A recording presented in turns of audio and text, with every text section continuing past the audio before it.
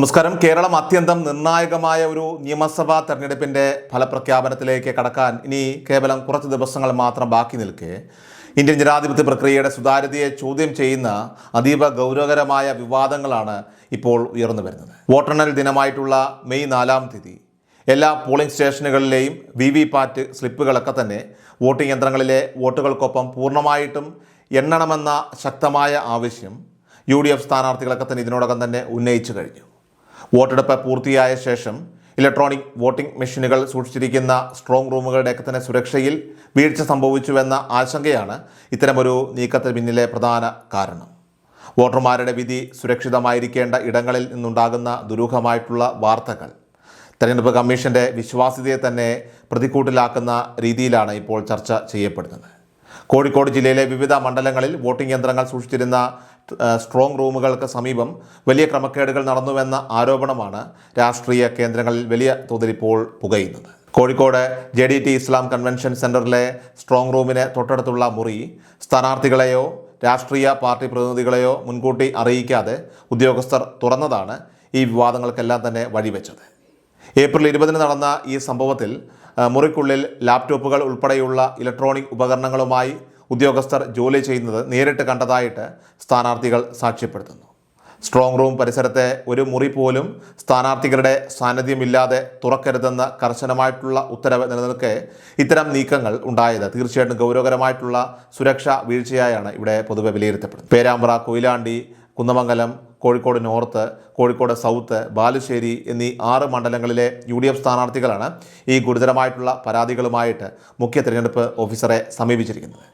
വോട്ടെടുപ്പിന് ആവശ്യമായ സാധനങ്ങൾ സൂക്ഷിച്ച മെറ്റീരിയൽ റൂമാണ് തുറന്നതെന്ന് ഉദ്യോഗസ്ഥർ വിശദീകരണം നൽകുന്നുണ്ടെങ്കിലും CCTV ദൃശ്യങ്ങൾ പരിശോധിച്ചപ്പോൾ സ്ട്രോങ് റൂം എന്ന് രേഖപ്പെടുത്തിയ മുറിയാണ് തുറന്നതെന്ന് സ്ഥാനാർത്ഥികൾ ഉറപ്പിച്ച് പറയുന്നു. സ്ട്രോങ് റൂം പരിസരത്ത് നടക്കുന്ന ഓരോ നീക്കവും സംശയത്തിന് നിഴലിലായ സാഹചര്യത്തിൽ ഗുരുതരമായ വീഴ്ച വരുത്തിയ കൊയിലാണ്ടി, പേരാമ്പ്ര മണ്ഡലങ്ങളിലെ ഭരണാധികാരികളെ വോട്ടെണ്ണൽ ചുമതലയിൽ നിന്ന് അടിയന്തരമായിട്ട് മാറ്റി നിർത്തണമെന്ന ആവശ്യവും ഇപ്പോൾ ശക്തമായിരിക്കുകയാണ്. ഈ വിവാദങ്ങൾക്കിടയിലാണ് തെരഞ്ഞെടുപ്പ് ഡ്യൂട്ടിയിലുണ്ടായിരുന്ന ജീവനക്കാരുടെ പോസ്റ്റൽ ബാലറ്റുമായി ബന്ധപ്പെട്ട മറ്റൊരു വലിയ പ്രതിസന്ധി കേരള ഹൈക്കോടതിയുടെ പരിഗണനയിൽ എത്തിയിരിക്കുന്നത്. തെരഞ്ഞെടുപ്പ് പ്രക്രിയയുടെ ഭാഗമായിട്ട് ജോലി ചെയ്ത 100 കണക്കിന് ഉദ്യോഗസ്ഥർക്ക് തങ്ങളുടെ വോട്ടവകാശം വിനിയോഗിക്കാനായിട്ട് സാധിച്ചില്ല എന്ന പരാതിയിൽ കോടതിയുടെ ഇന്നത്തെ നിലപാട് അത് സംസ്ഥാന രാഷ്ട്രീയത്തിൽ വലിയ രീതിയിലുള്ള ചലനങ്ങൾ സൃഷ്ടിക്കുന്നതായിരിക്കും. തെരഞ്ഞെടുപ്പ് ചട്ടങ്ങളിലെ റൂൾ 27 പ്രകാരം വോട്ടെണ്ണൽ തുടങ്ങുന്നതിന് തൊട്ട് മുൻപ് വരെ പോസ്റ്റൽ ബാലറ്റുകൾ സമർപ്പിക്കാൻ അനുവാദമുണ്ടായിട്ടും തങ്ങളുടെ ഭരണഘടനാപരമായിട്ടുള്ള അവകാശം കമ്മീഷൻ തടയുന്നു എന്നാണ് ജീവനക്കാർ കോടതിയെ അറിയിച്ചിരിക്കുന്നത്. 100 കണക്കിന് വോട്ടുകൾ അസാധുവാകുന്നത് ജനാധിപത്യപരമായിട്ടുള്ള വലിയ നഷ്ടമാണെന്ന് പരാതിക്കാർ വാദിക്കുന്നു.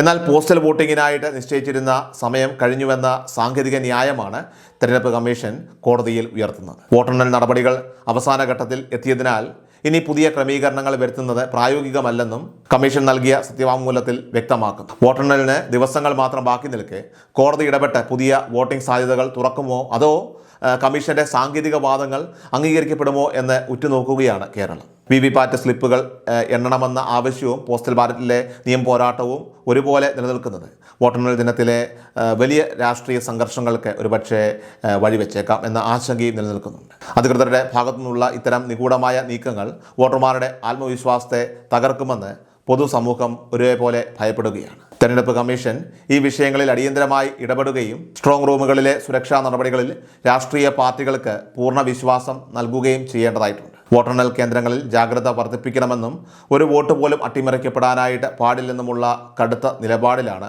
ഇപ്പോൾ രാഷ്ട്രീയ മുന്നണികളെല്ലാം തന്നെ. സ്ട്രോങ് റൂമിലെ ദുരൂഹതകളും ജീവനക്കാരുടെ വോട്ടവകാശ നിഷേധവും മെയ് 4-ന്റെ ജനവിധിയെ ഏത് രീതിയിൽ സ്വാധീനിക്കുമെന്നും അധികൃതർ ഇനിയും പുലർത്തുന്ന മൗനം എപ്പോൾ അവസാനിക്കുമെന്നും തീർച്ചയായിട്ടും വരും ദിവസങ്ങളിൽ കണ്ടറിയേണ്ടി വരും.